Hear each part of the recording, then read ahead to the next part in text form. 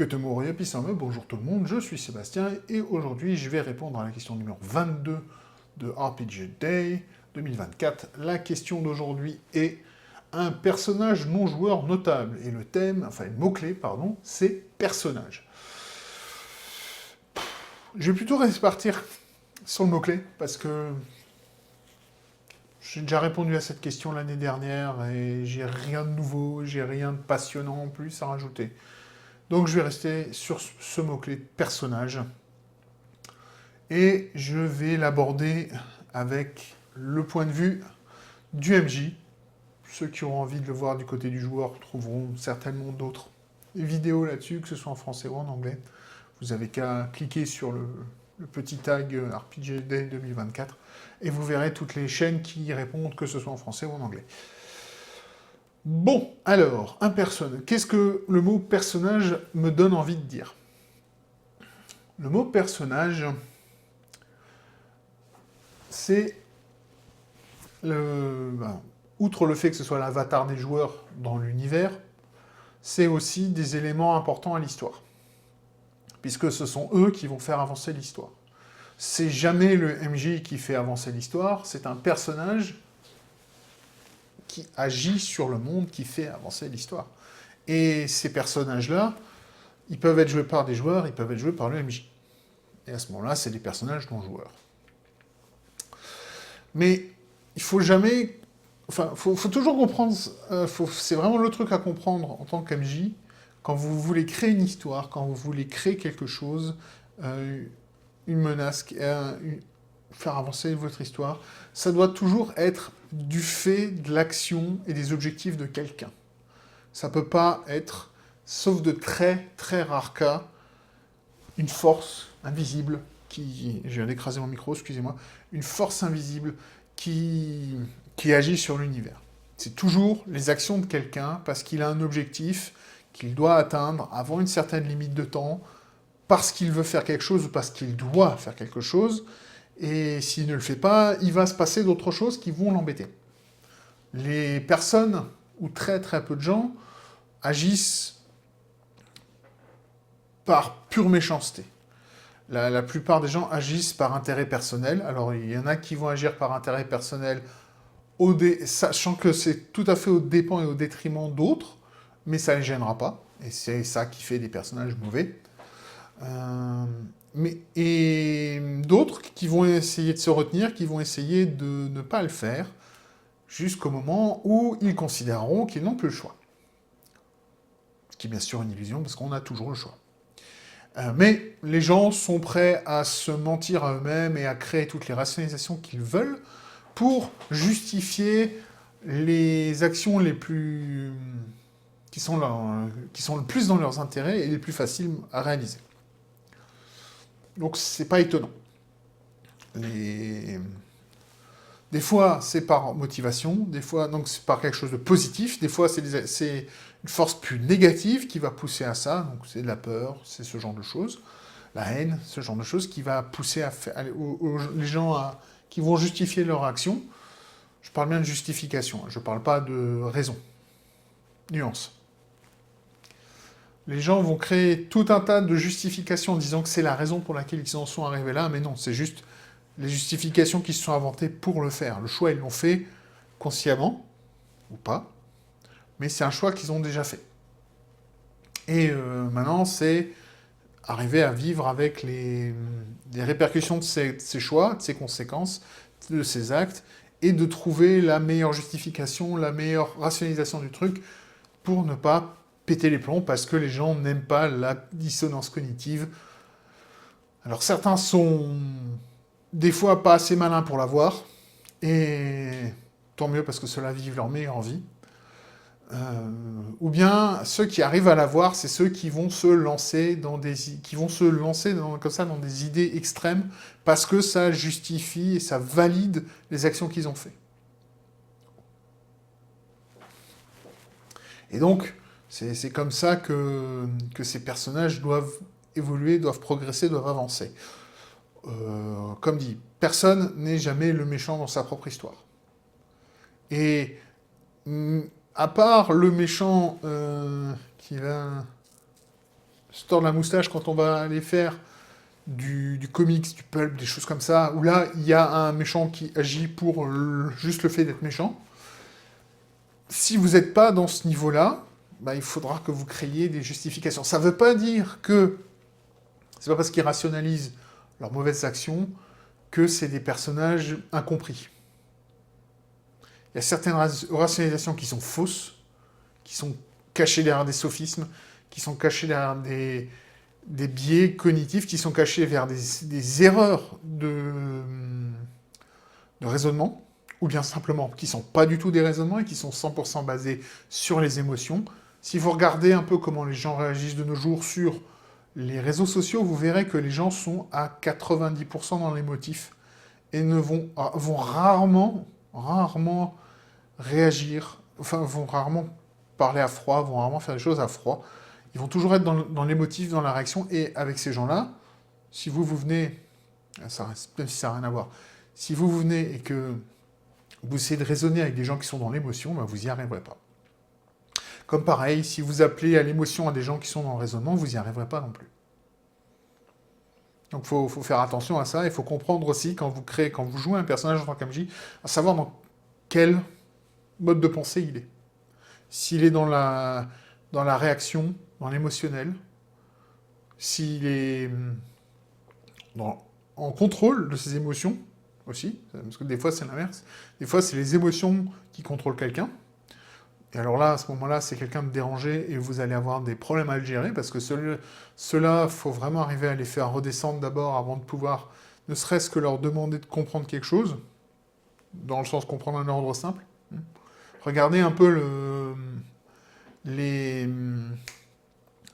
interactions qu'ont certains officiers de police quand ils ont affaire à des gens qui sont clairement pas dans un état mental et émotionnel stable.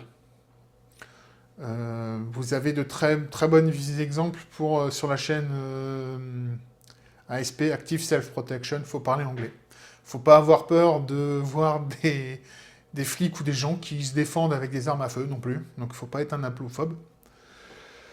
Ce qui est dur en France, parce qu'on l'a intégré, on l'a mis dans la tête des gens d'avoir peur des armes à feu, d'avoir vraiment une phobie des armes à feu, alors qu'on en aurait bien besoin.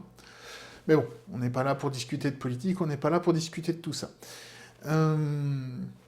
Mais si vous voulez voir un peu ce que c'est, ces différents niveaux, j'essaierai de remettre, si je la retrouve, parce que c'est pas dit, en fait, c'est une matrice 2x2, donc un tableau de colonnes de lignes, avec les personnes qui sont stables ou instables émotionnellement, et les personnes qui vont obéir à vos ordres et qui vont refuser à vos ordres. Comme ça, à première vue, je suis parti sur une aparté complète, mais je vais la finir. Si vous êtes face à quelqu'un qui est stable émotionnellement, mais qui a décidé qu'il ne répondrait pas à vos ordres, ça, c'est quelqu'un de dangereux. On pourrait croire que c'est la personne qui est instable émotionnellement et qui ne répond pas aux ordres qui est vraiment dangereuse, mais non, en fait, celle-là, vous le savez naturellement. Si vous avez quelqu'un en face de vous qui est mentalement ou émotionnellement instable et que c'est pas un de vos proches, et même parfois, si c'est un de votre proche, vous allez faire un pas en arrière. Vous allez vous donner un peu plus de distance pour avoir un peu plus de temps de réaction pour pouvoir faire un choix. Partir, se défendre, ce genre de choses. Les plus dangereux, comme je disais, c'est les gens qui sont stables émotionnellement et qui ont décidé qu'ils allaient faire leur action et n'allaient pas répondre aux ordres de la garde, de la police et tout ça.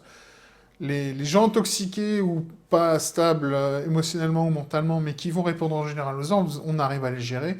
Et la grande majorité des gens sont émotionnellement stables et vont répondre correctement aux ordres. Donc, et cela, vous arriverez à le gérer sans trop de soucis. Mais voilà, il y a comme ça plein d'outils, plein d'idées, plein de choses qui traînent comme ça sur la... Il y a aussi l'idée de, si vous voulez un peu en apprendre plus, il y a 2 bouquins qui vont bien vous aider pour apprendre à mieux jouer des personnages intéressants et intéressés. C'est le bouquin de Carnegie, Dave Carnegie, je crois que c'est son nom, c'est How to Make Friends. Je mettrai là à l'écran le nom en français et la référence. C'est un très bon livre, il est en audiobook. Et même si c'est un bouquin qui commence à dater un peu, il a des concepts très intéressants, très importants. Et pareil, il y a un autre bouquin qui est important, c'est le Verbal Judo. Celui-là, je ne sais plus les références, donc je vais avoir du mal de le retrouver. Mais si je le retrouve, il apparaîtra là maintenant à l'écran. Et pareil, ça vous donne beaucoup plus d'infos et beaucoup plus d'idées sur comment jouer vos personnages, surtout si vous avez des personnages en opposition à vos joueurs. Voilà, bon. Je suis parti sur un truc complètement qui n'a rien à voir, mais c'est pas grave. J'avais envie de parler de ça ce matin, donc je parle de ça avec vous. Je pense avoir fait le tour de cette approche de ce début, sachant, hein, comprenez bien, hein, c'est qu'un début, et c'est quelque chose qui, si vous voulez vraiment aller loin, c'est un terrain de lapin qui est assez profond, puisque ça va vous emmener sur la psychologie.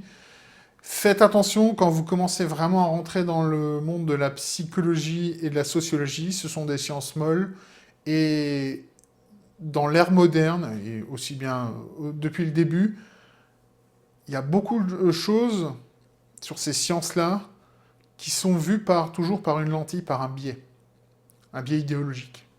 Il y a peu de gens qui arrivent à rester sur ces sujets-là et à ne pas avoir un biais. Et donc, ce biais, ou cette lentille, va constamment colorer, constamment tordre, constamment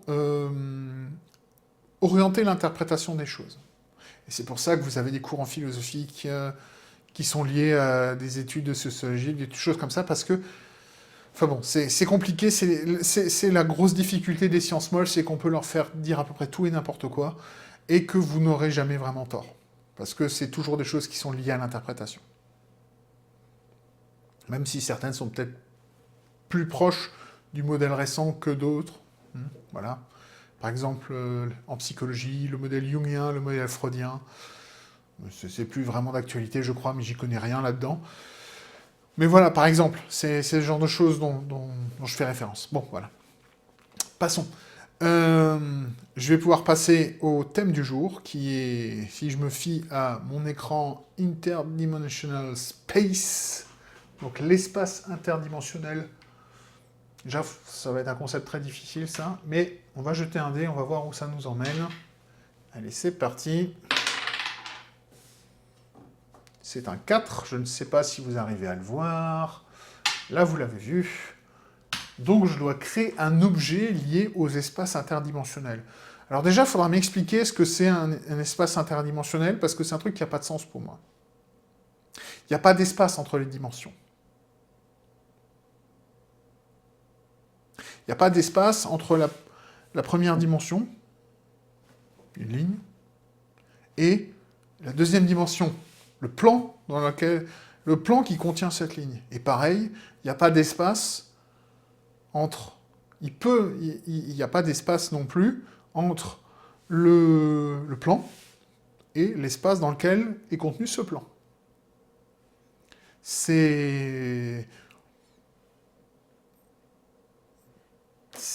n'a pas de sens. Alors, on parle peut-être pas de ces dimensions-là, on parle peut-être des dimensions supérieures.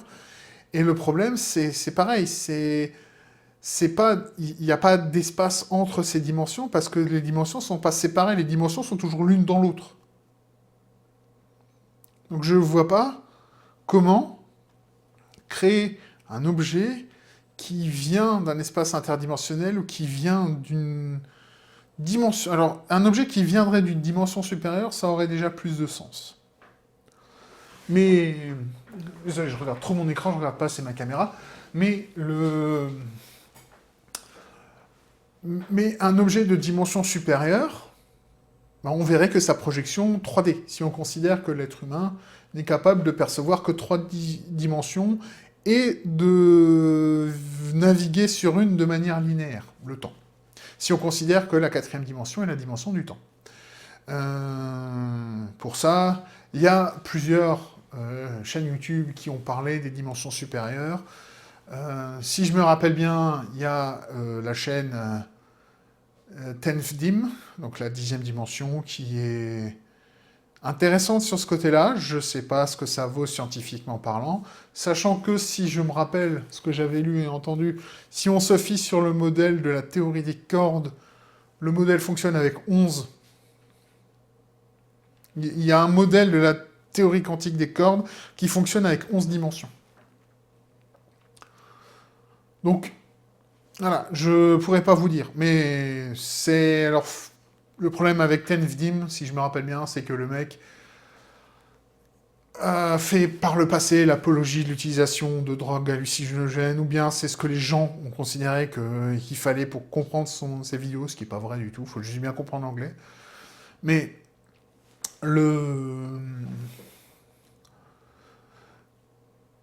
Mais comme dit, c'est difficile, parce qu'il n'y a pas d'espace entre les dimensions. Ce que certains pourraient appeler un espace interdimensionnel, c'est si on prend l'idée, par exemple, d'avoir un espace... Donc imaginons, pour faire simple, imaginons, nous vivons dans une bulle qu'on appelle l'univers, qui est une bulle en 3 dimensions dans un ensemble plus grand en 4D, ou plus. Et il existe d'autres bulles, d'autres univers, dans ce même espace. Et donc, l'espace qui pourrait être l'espace interdimensionnel, ce serait l'espace entre ces bulles. Donc, ces espaces en 3D, voire plus, en 4D, voire plus, entre les espaces, puisque chacune de ces bulles 3D est tout à fait fixe, enfin, elle se contient elle-même, quoi. Il n'y a pas moyen de passer de l'une à l'autre. Il faut, pour pouvoir passer de l'une à l'autre, pouvoir monter d'une dimension et pouvoir se balader. C'est comme si je vous dis, je sais pas, moi... Tiens, je vais passer sur ma webcam toute pourrie pour vous montrer l'idée. Imaginez que, pour simplifier, et comme on le fait souvent, voire l'espace-temps est représenté comme un plan. Ben voilà, le bureau, là, c'est notre espace-temps à nous, c'est celui sur lequel on vit. Et plus haut, là, le bouquin que j'ai en main, c'est un autre espace-temps. Moi, je peux me balader que sur ce plan. Comment je fais pour aller là? Ben, je viens de vous le montrer. Je dois avoir accès à une dimension supérieure. Et donc, en fait, le seul moyen de passer comme ça d'un plan à un autre, c'est de pouvoir passer dans la dimension supérieure et faire le trajet. Voire peut-être même encore monter une dimension encore au-delà pour simplifier encore le trajet. Mais je vais remettre ma caméra. Mais voilà, et donc ces objets, ce seraient simplement des objets qui ouvrent des portails vers les dimensions supérieures. Et les portails qui ouvrent, les objets qui ouvrent des portails vers des dimensions supérieures dans mon univers de Cybertal, c'est les différents... j'ai perdu mes mots. C'est les différents objets qui ouvrent et qui arrivent à créer des portails vers les différents plans de l'univers. Par rapport, toujours au milieu, l'univers auquel tout le reste est connecté, le plan des humains à Mittelheim, et après vous avez plein de plans, enfin 8 plans, donc, qui sont autour, qui sont sur des plans qui sont des plans élémentaires selon l'axe lumière et ombre, et ordre et chaos, avec une position sur le neutre aussi à chaque fois, forcément, sinon je n'arriverai pas à mes 8 positions. Mais enfin bon voilà, je mettrai à l'écran le croquis que j'avais fait il y a quelques années à la main, comme ça, vite fait sur une tablette. C'est pas joli, c'est dégueulasse, mais ça pourra peut-être vous parler, vous pourrez peut-être mieux comprendre. Pour l'instant, je vous ai parlé de 2 plans. Je vous ai parlé du plan de l'ombre et de la...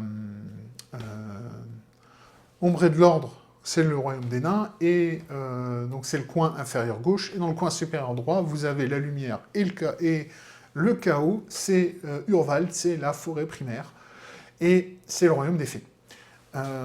Vous avez sur le... Donc j'ai retrouvé l'image que je voulais vous montrer, je vais vous la montrer, voilà.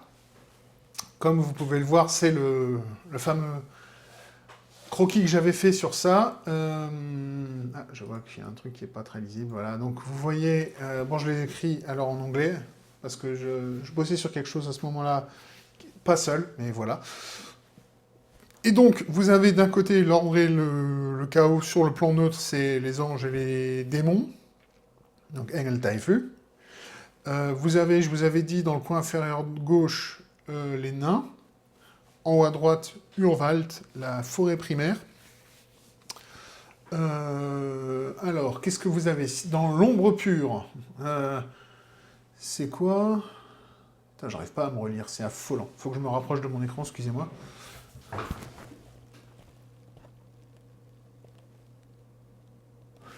Oui.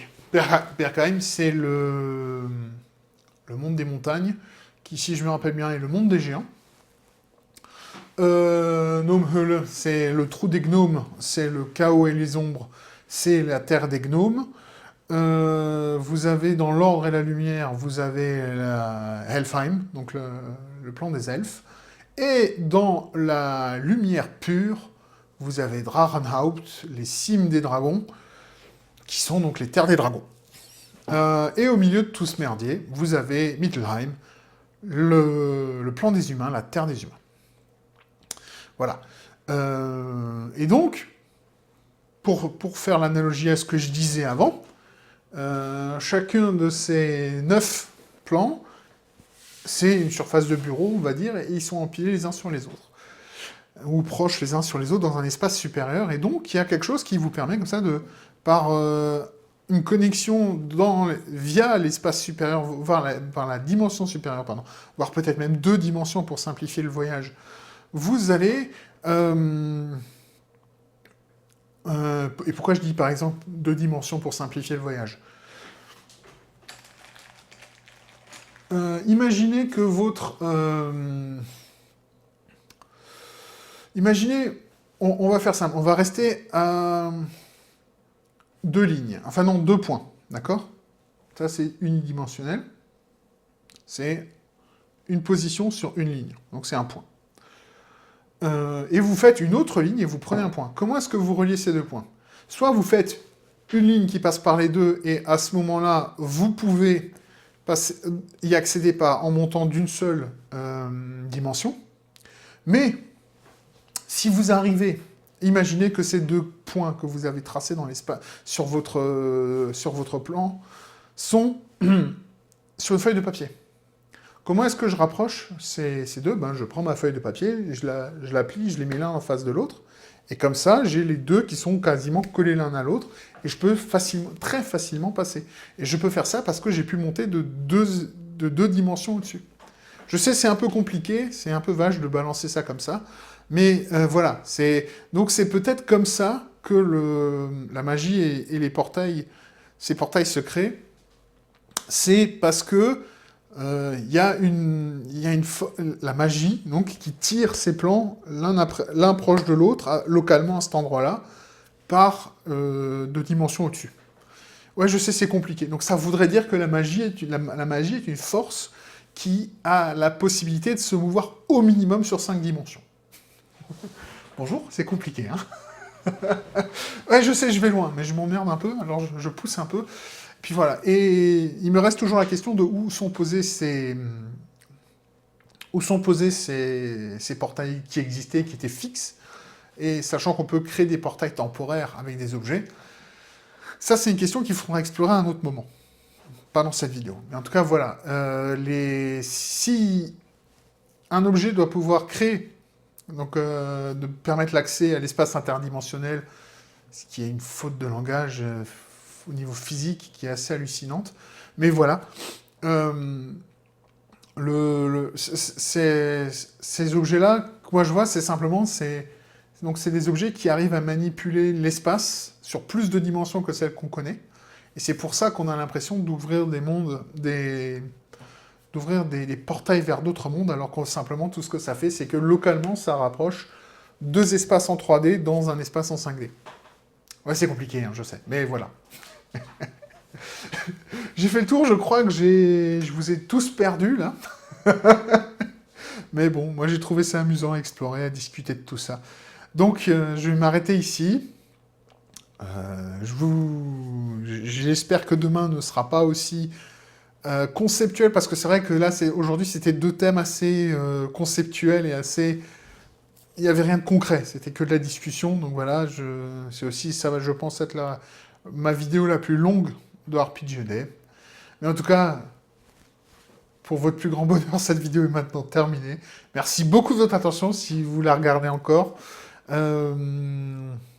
Balancez un petit trou de verre si vous avez réussi à voir le message, à voir cette vidéo jusqu'à maintenant.